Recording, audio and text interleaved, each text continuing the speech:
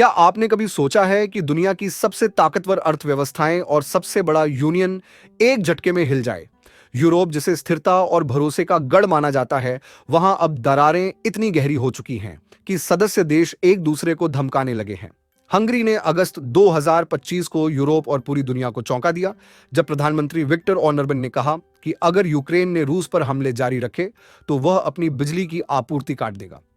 सोचिए, एक European union देश दूसरे देश को अंधेरे में डुबोने की धमकी दे रहा है। यह सिर्फ बिजली का मसला नहीं है, यह उस एकता की बुनियाद पर सवाल है जिस पर यूरोपीय संघ खड़ा है।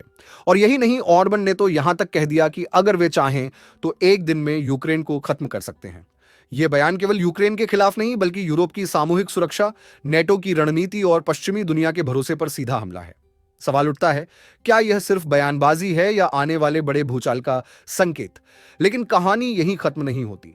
यूरोप पहले से ही एक और बड़ी समस्या से जूझ रहा है, रूस की फ्रीज की गई अरबों यूरो की संपत्तियों का मसला। जब रूस यूक्रेन युद्ध शुरू हुआ तो यूरोप और G7 देशों ने मिलकर रूस की करीब 260 अरब यूरो की संपत्तियां रोक दी। इनमें से अकेले 190 अरब यूरो बेल्जियम की यूरोपियन यूनियन रॉकलियर कंपनी में पड़े हैं। यूरोपियन यूनियन ने चाल चली और इन्हीं पैसों को गारंटी बनाकर यूक्रेन को 50 अरब यूरो का लोन दे दिया। यानी रूस का पैसा रूस के खिलाफ इस्तेमाल हो रहा है। लेकिन अब हंगरी कह रहा है कि यह खेल खत्म करो, नहीं तो वे वीटो का इस्तेमाल करेंगे। और अगर हंगरी ने वीटो लगा दिया तो यूरोप को यूक्रेन का कर्ज अपनी जेब से भरना पड़ेगा। मतलब यूरोपीय जनता पर महंगाई, टैक्स और मंदी का बोझ और बढ़ जाएगा। पहले से ही आर्थिक संकट से जूझ रहे लोग अब किसी और के युद्ध का बिल भरने को मजबूर होंगे। एस्टोनिया जैसे छोटे देशों ने इस मसले को और उलझा दिया है। एस्टोनिया का कहना है कि रूस की संपत्तियां कभी वापस मत करो, इन्हें स्थायी रूप से जब्त कर लो। उनका तर्क है कि अगर रूस को उसका पैसा लौटा तो यह सज्जा नहीं बल्कि इनाम होगा। लेकिन असली सवाल यह है कि अगर यूरोप ऐसा करता है तो बाकी दुनिया यूरोपीय बैंकों पर कैसे भरोसा करेगी? आज रूस है, कल चीन, सऊदी अरब या कोई और बड़ा देश हो सकता है। अगर दुनिया को लग गया कि यूरोप राजनीतिक दबाव में बैंकिंग सिस्टम का इस्तेमाल करता है तो अरबों डॉलर की विदेशी पूंजी पल भर में यूरोप से बाहर निकल जाएगी।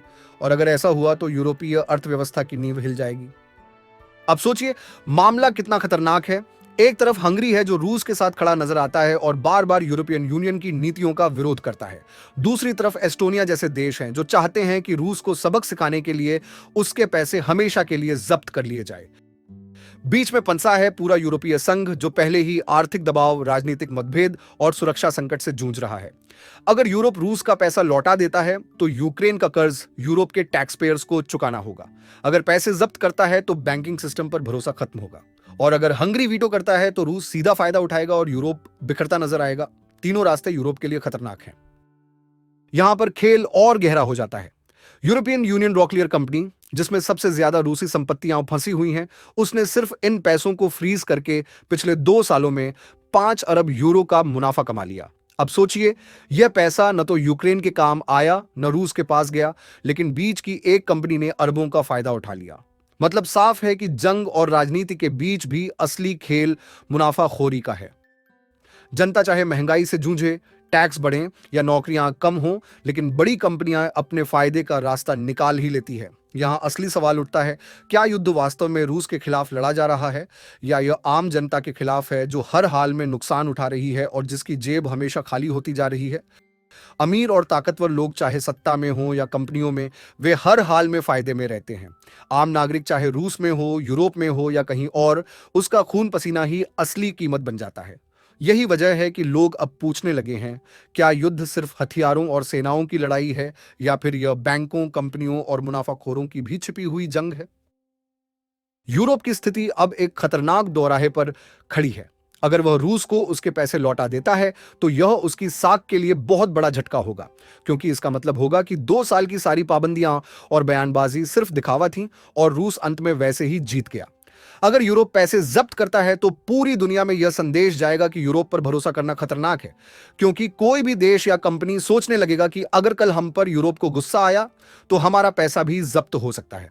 और अगर हंगरी जैसे देश लगातार बगावत करते रहे तो यूरोपियन यूनियन अंदर से ही बिखर सकता है, क्योंकि एक यूनियन तभी तक मजबूत रहती है जब तक उसके सदस्य एकमत रहते हैं। हंगरी का वीटो सिर्फ तकनीकी प्रक्रिया नहीं है, यह उस एकता की असली कमजोरी है जिसे यूरोप दशकों से ताकत मानता रहा है। सवाल यही है, क्या यूरोप इतनी बड़ी कीमत चुकाने के लिए तैयार है या वह धीरे धीरे अपनी नींव को ही कमजोर कर रहा है? इस पूरी कहानी का सबसे गहरा असर यूरोप की जनता पर पड़ेगा। पहले से ही वहां महंगाई, मंदी और बेरोजगारी का दबाव लगातार बढ़ रहा है। ऊर्जा संकट की मार भी वही लोग झेल रहे हैं जिन्हें सर्दियों में गैस और बिजली के बिल चुकाना मुश्किल हो रहा है। और अब अगर रूस को पैसा लौटा दिया गया तो टैक्स पेयर्स को और अधिक बोझ उठाना पड़ेगा, क्योंकि यूक्रेन का कर्ज यूरोप की जनता की जेब से जाएगा। अगर पैसे जब्त किए गए तो विदेशी निवेशक डर कर यूरोप से भाग जाएंगे और रोजगार का संकट और गहरा जाएगा। और अगर यूरोपियन यूनियन बनता तो सुरक्षा की गारंटी भी खत्म हो जाएगी, क्योंकि नेटो और यूरोपीय यूनियन की असली ताकत ही उसकी एकता है। यानी हर रास्ता यूरोप के नागरिकों के लिए विनाशकारी साबित होगा, चाहे वो टैक्स का बोझ हो, महंगाई का संकट हो या सुरक्षा की गारंटी का टूटना। सवाल यह भी है कि जनता कब तक यह सब चुपचाप सहन करेगी? यह मामला सिर्फ यूरोप और रूस का नहीं है, यह पूरी दुनिया की अर्थव्यवस्था और राजनीतिक संतुलन का मामला है।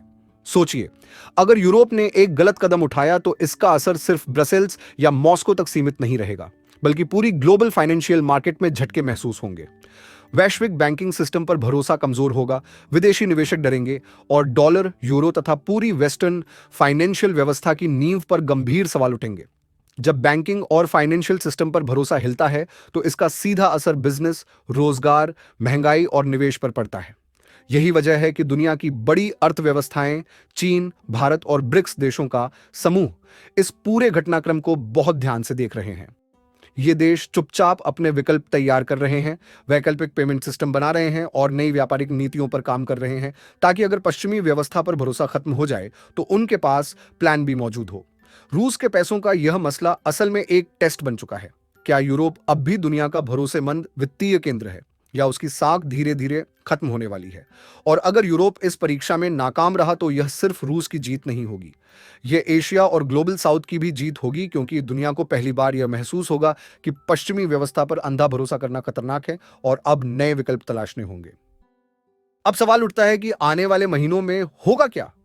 क्या हंगरी अपने वीटो का इस्तेमाल करके रूस को बिना लड़े जीत दिला देगा? क्या एस्टोनिया जैसे छोटे लेकिन मुखर देश यूरोप को और कड़े कदम उठाने के लिए उकसाएंगे? क्या यूरोप अपनी ही जनता की जेब काटकर यूक्रेन का कर्ज भरेगा, या फिर पूरी दुनिया देखेगी कि किस तरह यूरोप की नींव हिल रही है और भरोसा टूट रहा है? ये घटनाएं केवल कूटनीति या युद्ध तक सीमित नहीं है, ये सीधे सीधे जनता की जिंदगी, उनके टैक्स, उनके रोजगार और उनके भविष्य से जुड़ी है। असली बात यह है कि यह संघर्ष केवल सीमा पर चल रही गोलाबारी की लड़ाई नहीं है, बल्कि यह भरोसे, साख, अर्थव्यवस्था और यूरोप की आत्मा की लड़ाई है।